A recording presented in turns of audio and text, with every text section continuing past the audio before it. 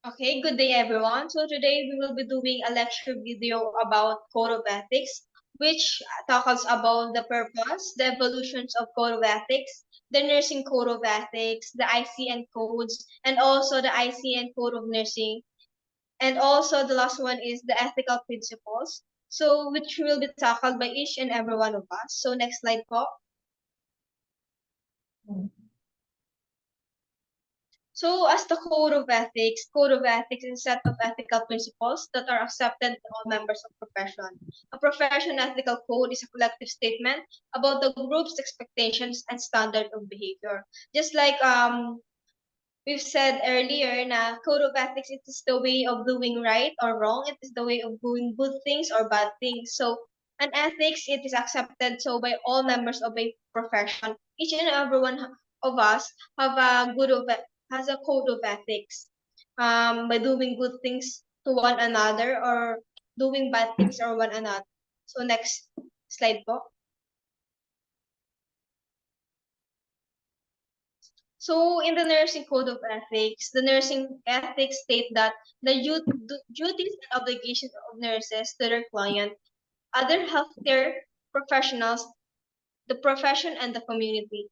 So, we also nursing have a code of ethics, which we have the obligations, we have the duties or responsibilities to do an ethical behavior, action to the client, to the patients, and also to everyone we interact with, also the other healthcare professionals, the professions, and the community itself. The nursing ethics provide the standard for professional behavior and is the study of principles of right and wrong conduct for nurses.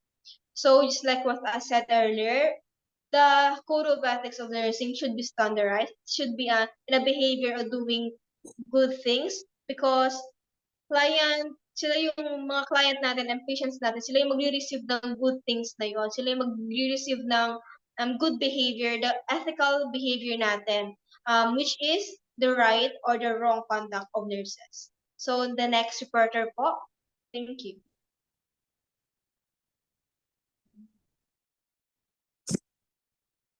So for evolution of ethics, we have nursing profession uses codes for nurses, ethical concepts applied to nursing as its guide for professional conduct. This code is adopted and published by the International Council of Nurses. So the first such code of ethics called the International Code of Nursing Ethics and was adopted by the Grand Council. And it was later revised in Frankfurt, Germany in 1965 and then became known as the International Council of Nurses Code of Ethics. Next slide, please. And the most recent revision in 1973 took place in Mexico and resulted in the present Code of Nurses. It has been revised and reaffirmed at various times since most recently with this review and revision completed in 2005. So for the summary of evolution of ethics, the evolution of ethics in nursing is a fascinating journey that reflects the changing landscape of healthcare. So looking ahead, nurses are crucial in healthcare ethics, and as advanced technology, they need to robust ethical frameworks and continuous education is essential. So for the purposes, next slide, we have here Code of Ethics serve as means of self-regulation and a source of guidelines for individual behavior and responsibility. And it can be used to prevent a nurse from practicing if his or her conduct is poor and clearly below the standards set by the code. And it can be used to protect the nurse who is safely accused of doing something wrong. And next is it helps teacher to know what must be taught in the education of the nurse. And lastly is it can be also used as a guide for direction when a legal action must be taken in a lawsuit. So for the International Council of Nursing Nurses Code of Ethics, which will be discussed by Mr. Marcaida. So good evening. So ICN Code of Ethics for Nursing. An International Code of Ethics for Nurses was first adopted by International Council for Nurses, or ICN, in 1953. It has been revised and reaffirmed at various times since, most recently with this review and revision completed in 2005. So nurses' four fundamental responsibilities is to protect health, to prevent illness, to restore health, and to alleviate suffering. Next slide, please.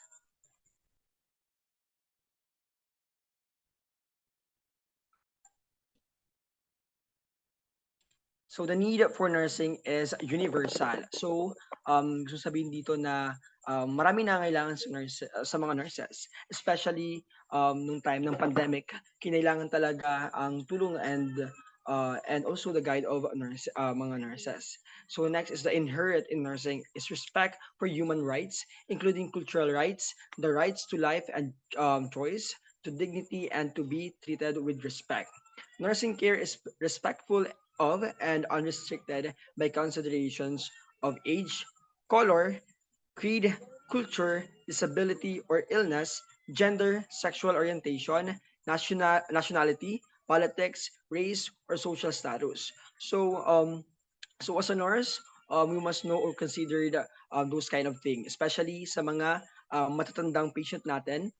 Sometimes kailangan natin talagang mag-adjust, especially dun sa mga taong or sa mga patient natin na hindi na kaya gaanong makarinig or hindi na kayang um, ma-identify yung mga bagay-bagay.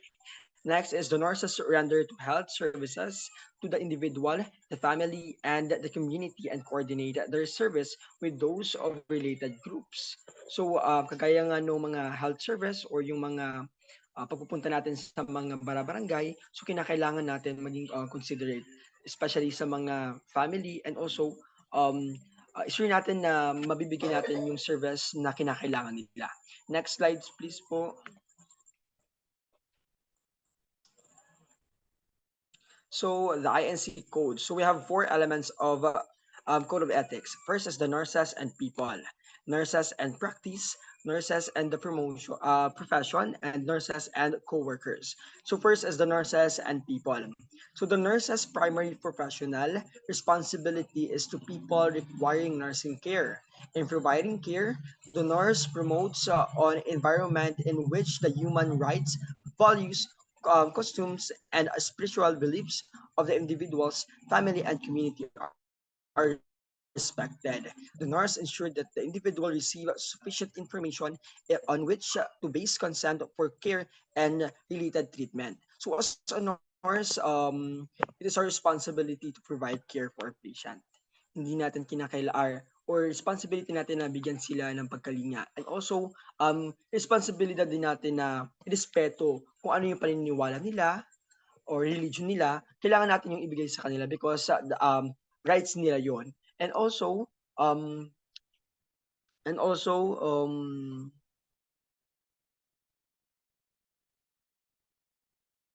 and also kinakailangan din ng mga patient natin na malaman yung mga information regarding sa sakit nila. Hindi natin yon maaaring or hindi natin yung pwedeng alisin sa kanila, especially sa mga pamilya nila.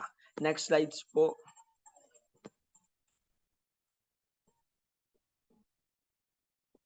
So the nurse holds in confident personal information and uses judgment in sharing their information. The nurse shares with society their responsibility for initiating and supporting action to meet the health and social needs for the public, in particular those vulnerable population. The nurse also shares responsibility to sustain and protect the natural environment from depletion, pollution, degradation, and destruction. So as a nurse, we must know or kailangan natin magkaroon pa ng malalim na pag-judge, especially sa mga or pag-a-assess sa ating mga patient. Kasi nga kung wala tayo noon, mahirapan din tayong malaman kung ano yung talaga yung sakit na gusto nilang or yung sakit nila sa pagda-diagnose natin. And next is the nurses and the practice. The nurse carries personal responsibility and accountability for nursing practice and for maintaining competence by continual learning. So the nurse maintains a standard of personal health such that the ability to provide care is not compromised. The nurse use judgment regarding individual competence when accepting and delegating responsibility. So as a nurse, hindi lang doon natatapos yung pag-aaral natin. Ay, hindi lang na kunwari kaka-graduate natin, akala natin hanggang doon lang yung pag-aaralin natin. Hindi ganoon 'yun. So as a nurse, kailangan natin every day meron tayong natututunan especially sa pagpapasok natin sa work natin. And also dapat marunong din tayo mag-accept ng mga feedback ng ibang tao, ng client natin, ng mga coworkers natin dahil doon din tayo maaring kumuha ng kaalaman. And also dahil lang yan sa makabagong teknolohiya ngayon. Next slide po.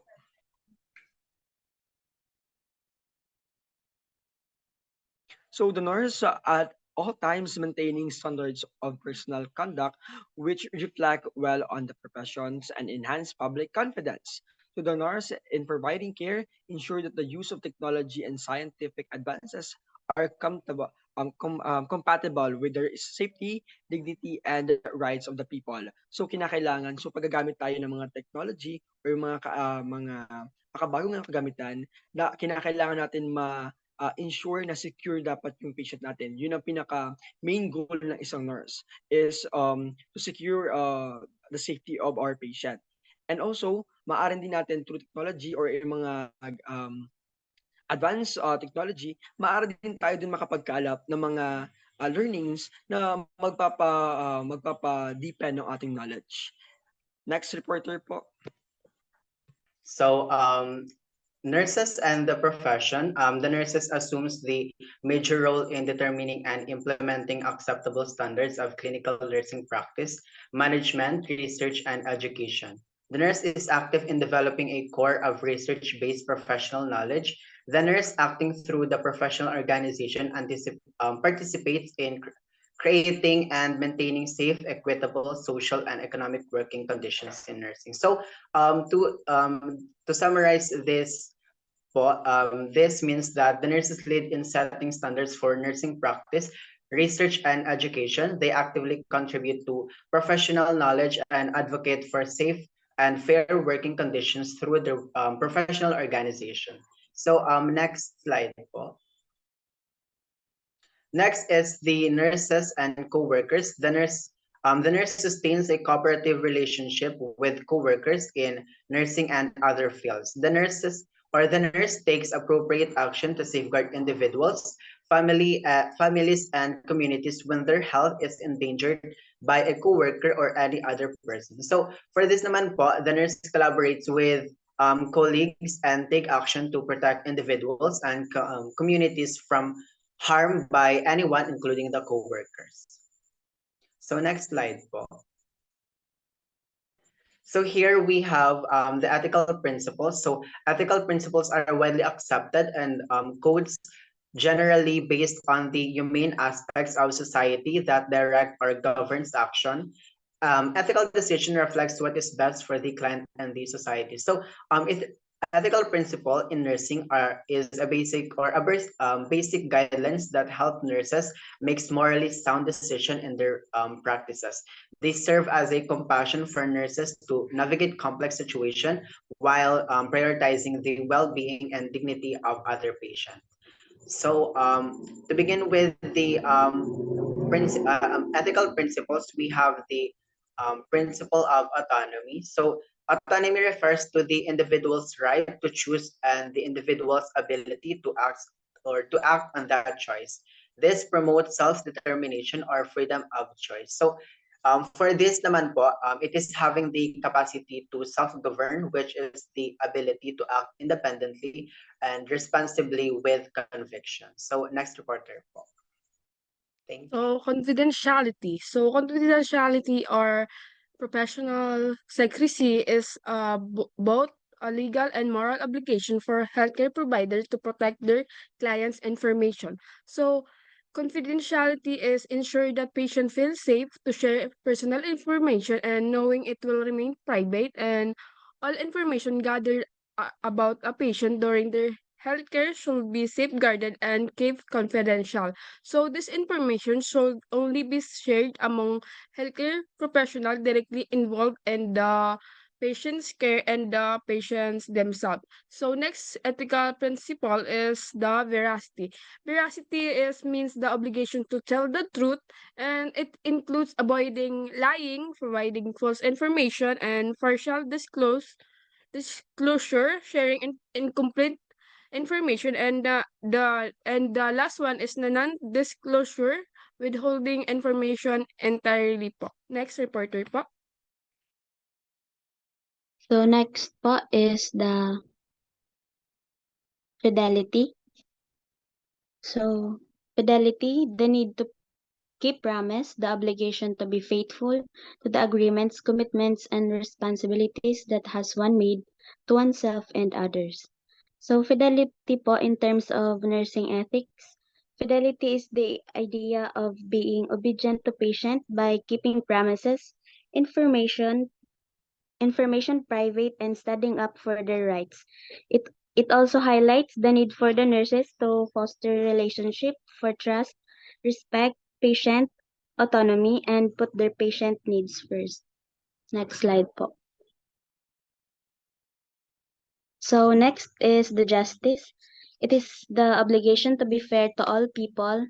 It is based on the concept of fair extended to each individual, equal treatment to all.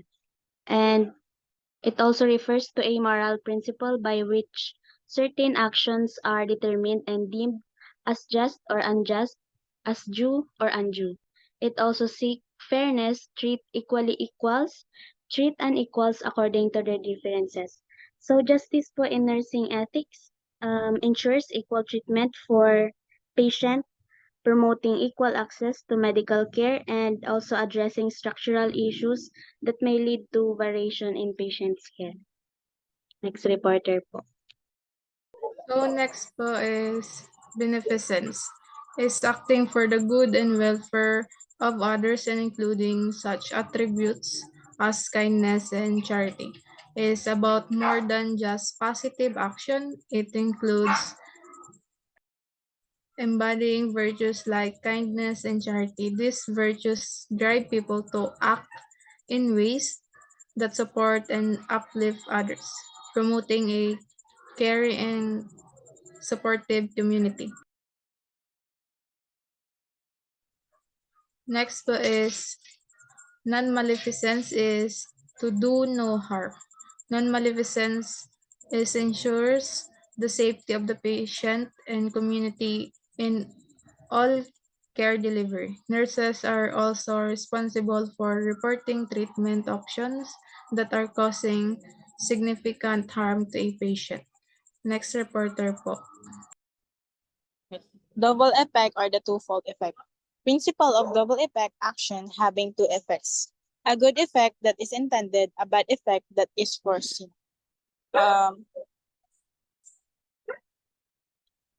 Action that produce both a good and bad effect. According to this principle, an action with two effects are one intended and good, and the other foreseen is bad can be morally permissible under certain conditions. The principle is often applied in moral dilemmas where actions have mixed consequence, particularly in medical ethics welfare. Legitimate cooperation. Basic principle of legitimate. You should never do anything that is not morally permissible. It refers to the collaborative efforts between individuals, organizations, or nations that are conducted ethically, transparently, and within the bounds of legal and regulatory frameworks. It encompasses various of partnership aim of achieving goals achieving common goals. So next is subsidiarity. So this means that what an individual, lower or smaller group can achieve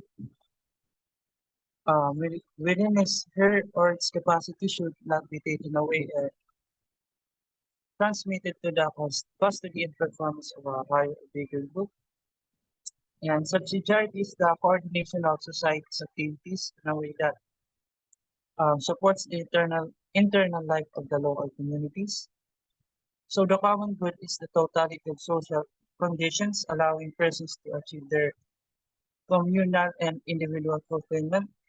Common good as the sum total of social conditions which allow people either as groups or as individuals to reach their fulfillment more fully and more easily. Next slide. So what is a dilemma? So it, it is defined as such a situation requiring a choice between two equally desirable or undesirable alternatives. So too many patients but scarce resources. These are example, how to provide proper care, don't resuscitate, euthanasia, treatment or terminally ill patient like end-stage cancer, HIV, disease, rights of psychiatric patient. So kapag nasa medical field na tayo or as a nurse, siguro ma-encounter natin itong mga ganitong scenario. Mag-aaray sa pag-ano natin sa mga patients. In times of conflict naman, so as a nurse, ma-advocate natin yung patient natin and para makahanap tayo ng balance or right care sa ating patient. May example nga ethical dilemmas like telling the truth to a patient versus being deceptive. So, halimbawa sa families nagsabi na nag-request sa pasyente na huwag na lang sabihin yung medical condition or diagnosis sa pasyente. Tapos, yung nurse naman ang kinonsider na sabihin yung katotohanan sa pasyente. So, yun ang example na ethical dilemmas. So, yun lang po.